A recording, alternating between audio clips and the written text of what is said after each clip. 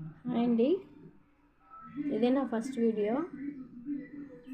ఇందులో వచ్చేసి మనం ట్రై మెథడ్స్లో మ్యాథ్స్ మెథడాలజీలో కొన్ని నిర్వచనాలను తెలుసుకుందాము. పాత కొత్త పాఠ్య పుస్తకాల్లో పాఠ్యాంశ పరిచయ భాగంలో ఇచ్చిన గణిత శాస్త్రవేత్తలు వీళ్ళు. హెగ్బెన్ ఏం చెప్పినాడంటే గణితం నాగరికతకు అద్దం వంటిది అని చెప్పినాడు. గణితం అనేది నాగరికతకు అద్దం వంటిది అని చెప్పినాడు. తర్వాత బేకన్ ఏం చెప్పాడంటే గణితం ఆధునిక నాగరికతకు సంస్కృతికి అద్దం వంటిది అని చెప్పినాడు. ఇక్కడ వచ్చేసి గణితం నాగరికత ఉన్నాయి, ఇక్కడ కూడా గణితం నాగరికత అని రెండు ఉన్నాయి. కానీ ఇది ఆధునిక నాగరికత సంస్కృతి ఈ రెండు పదాలు వచ్చినప్పుడు మనం దీనికి డిఫరెన్స్ తెలుసుకోవాలా. హెగ్బెన్ అంటే గణితం నాగరికతకు అద్దం వంటిది అనేది గుర్తుపెట్టుకోవాలా, గణితం నాగరికత అద్దం.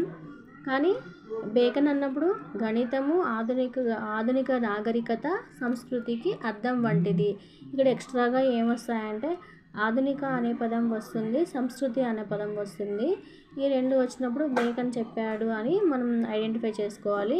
ఇంకొకటి ఇచ్చాడు బేకన్, సకల శాస్త్రాలకు మూలం ద్వారం లాంటి గణితం.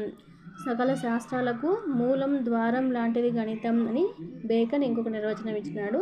నెపోలియన్ అనే శాస్త్రవేత్త ఏం చెప్పారా అంటే దేశాభివృద్ధిని సాధించగల గణితం మరువరానిది. దేశాభివృద్ధిని సాధించగల గణితం మరువరానిది. నెపోలియన్ని మనం అసలు హిస్టరీలోనే అతను చేసిన డేర్నెస్ని ఎవరు మర్చిపోలేరు కదా, అట్లా మరవలేనిది అనే పదం వచ్చినప్పుడు నెపోలియన్ చెప్పాడని మనం ఐడెంటిఫై చేసుకోవచ్చు.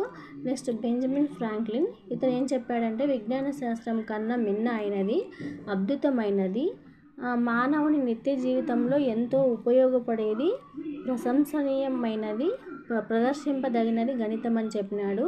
ఇక్కడ చాలా చెప్పినాడు ఇతను బెంజమిన్ ఫ్రాంక్లిన్. ఏం చెప్పినాడు? విజ్ఞాన శాస్త్రం కన్నా మిన్న అయినది, అద్భుతమైనది, మానవుని నిత్య జీవితంలో ఎంతో ఉపయోగపడేది, ప్రశంసమైనది, ప్రదర్శింపదగినది గణితం అని చెప్పినాడు బెంజమిన్ ఫ్రాంక్లిన్.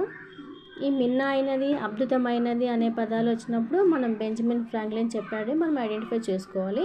నెక్స్ట్ ఆల్ఫ్రెడ్ రెన్నీ, ఇతను ఏం చెప్పాడంటే నేను సంతోషంగా లేనని భావిస్తే సంతోషం పొందడానికే గణితం చేస్తాను, నేను సంతోషంగా ఉంటే ఆ సంతోషం కొనసాగించడానికి గణితం చేస్తానని చెప్పినాడు. సంతోషం ఉన్నప్పుడు సంతోషం లేనప్పుడు అనే పదాలు కనిపించినప్పుడు మనం ఆల్ఫ్రెడ్ రెన్నీ చెప్పాడని ఐడెంటిఫై చేసుకోవాలి. నెక్స్ట్ పైథాగరస్ ఏం చెప్పినాడంటే ఎక్కడ లయ ఉంటుందో అక్కడ సంఖ్య ఉంటుంది అని చెప్పినాడు. చిన్న నిర్వచనమే, బాగుంది కానీ మనం మర్చిపోకుండా గుర్తుపెట్టుకోవాలి. పైథాగరస్ ఏం చెప్పాడంటే ఎక్కడ లయ ఉంటుందో అక్కడ సంఖ్య ఉంటుంది అని చెప్పినాడు.